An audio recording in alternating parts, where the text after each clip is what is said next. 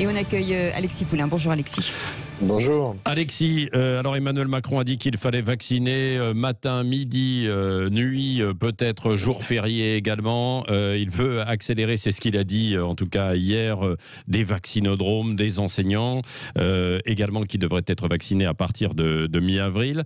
Comment jugez-vous cette stratégie du gouvernement et d'Emmanuel Macron ? C'est toujours la même stratégie, on a l'impression. C'est la stratégie du matamor, c'est-à-dire qu'on annonce beaucoup et puis on se rend compte qu'on manque de doses, on manque de tests, on manque de tout, on manque de masques et on rattrape le retard qu'on a pris à l'allumage. Finalement, Emmanuel Macron avait fait le pari, c'était un pari, il le disait lui-même, de cette voie étroite entre confinement et ne pas confiner pour l'économie. C'est en janvier quand les partenaires économiques européens décidaient de confiner avec le variant anglais qui arrivait. On ne l'a pas fait. Aujourd'hui, alors que les épidémiologistes, eux, les professionnels, pas celui de l'Élysée qui sait lire en anglais, avaient dit attention, en mars, en avril, ça risque d'être compliqué. Eh bien, nous y sommes. En mars, en avril, c'est compliqué. Le problème, c'est que la campagne de vaccination a pris beaucoup de retard. Alors, au début, on vantait la lenteur du début de cette campagne pour ne pas froisser les anti-vax. En réalité, c'est qu'on n'avait pas de doses.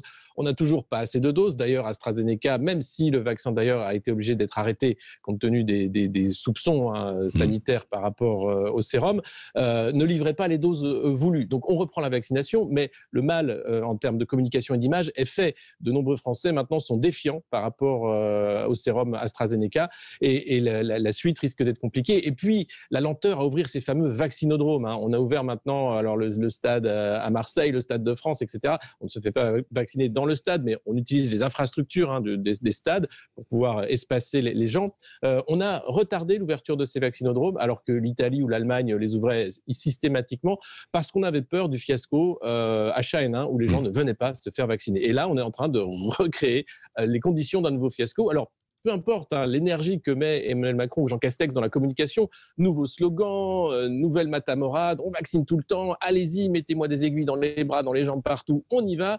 Ça ne suffira pas si les doses ne sont pas là. L'objectif, c'est 10 millions, puis 20 millions, puis 30 millions de Français vaccinés d'ici à juin, à espérer que cet objectif soit atteint pour ouvrir le pays. Mais depuis le début de cette crise, on a bien du mal à comprendre la stratégie vaccinale et maintenant, on a encore plus de mal avec la communication gouvernementale. Regardez le fiasco de ce week-end avec la nouvelle attestation de sortie qui a vécu 4 heures seulement, tellement elle était incompréhensible et il fallait un bac+8 pour pouvoir la remplir. Donc je crois que là, on a atteint les limites de l'exercice, à la fois sur la communication. Maintenant, il faut que cette stratégie se déploie réellement et qu'on en voit les fruits d'ici les semaines qui viennent avec des dates de réouverture. Parce qu'en France, on ne sait toujours pas quand vont réouvrir les bars, les restaurants, les théâtres, les cinémas, etc.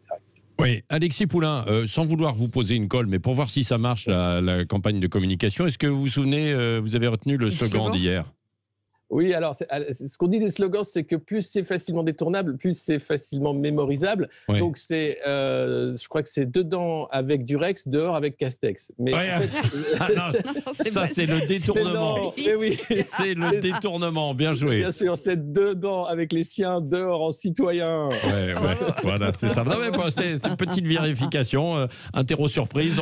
On verra ça d'ailleurs avec Elisabeth Lévy tout à l'heure ou Olivier Faure, notre invité politique à 7h40. Restez avec nous.